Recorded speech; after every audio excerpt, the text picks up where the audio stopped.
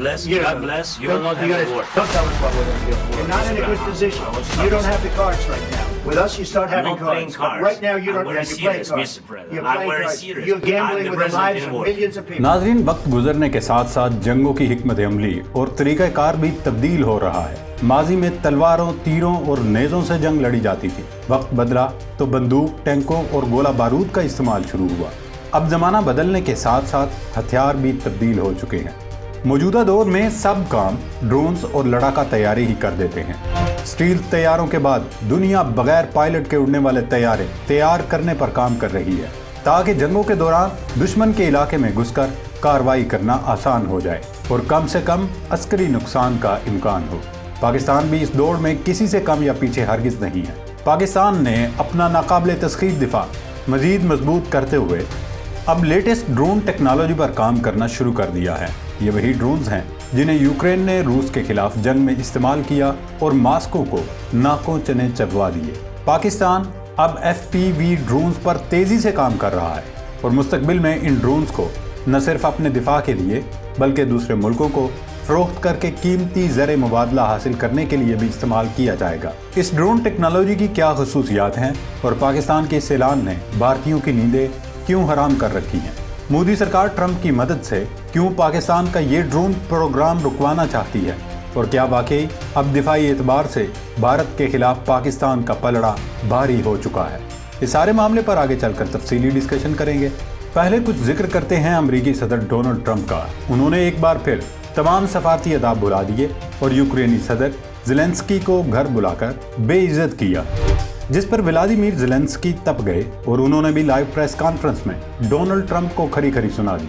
अमेरिकी सदर Donald Trump और यूक्रेन के सदर व्लादिमीर ज़ेलेंस्की के दरमियान व्हाइट हाउस में होने वाली मुलाकात में उस वक्त बदमज़गी हो गई जब यूक्रेनी सदर अमेरिकी सदर और नायब सदर से मादनियात से मुतल्लिक मुआहदे पर बातचीत के दौरान तकरार हुई।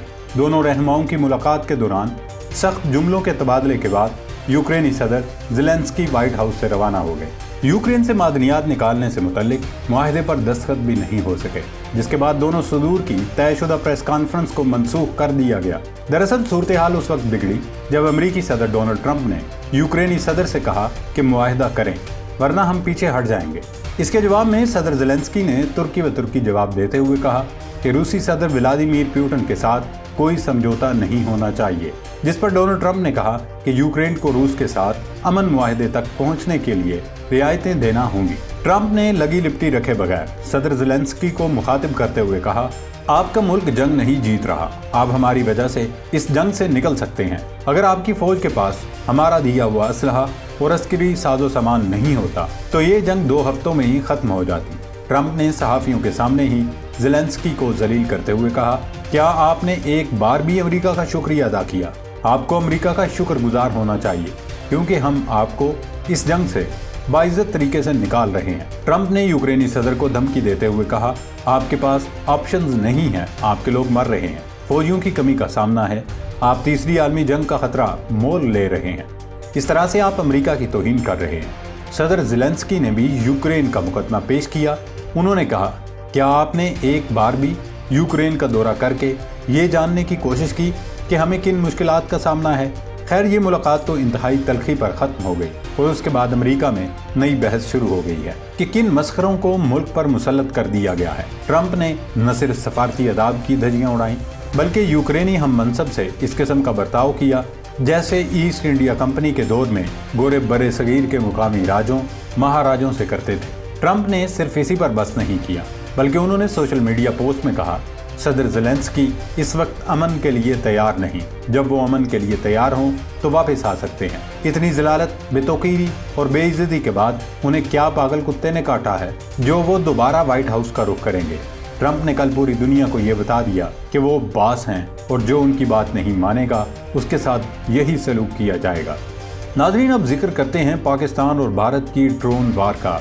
इंडिया और पाकिस्तान दोनों ही अपने असलहा खाना में अस्करी ड्रोन्स की तादाद में इजाफा कर रहे हैं। दोनों की जानिब से न सिर्फ कई गैर मुल्की ड्रोन्स खरीदे गए हैं बल्कि खुद भी इस टेक्नोलॉजी को तैयार किया गया है जो बिना पायलट के दुश्मन पर निगरानी, जासूसी या अहदाफ को निशाना बनाने की सलाहियत रखती है।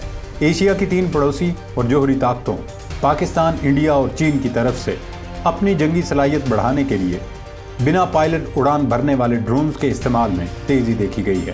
ماہرین کہتے ہیں کہ تینوں ملکوں کی جانب سے ہتھیاروں کی پیداوار میں تیزی نے تیسری عالمی جنگ کا خطرہ پیدا کر دیا ہے، کیونکہ افواج میں وسیع پیمانے پر ڈرونز کی شمولیت نے جنوبی ایشیا میں جنگ کا طریقہ کار بدل دیا ہے اور آئندہ کسی بھی تنازع یا جھڑپ کی صورت میں ڈرون کا استعمال کہیں زیادہ ہوگا۔ عسکری مقاصد کے لیے استعمال ہونے والے ڈرونز انتہائی اونچائی پر دیر تک پرواز کرنے اور ریڈار میں آئے بغیر زمین پر فوج کی سرگرمیوں، ان کی تعیناتیوں، اہم تنصیبات، نئی تعمیرات اور فوجی ٹھکانوں وغیرہ کی مؤثر نگرانی اور مخصوص اہداف کو تباہ کرنے میں زبردست مہارت رکھتے ہیں۔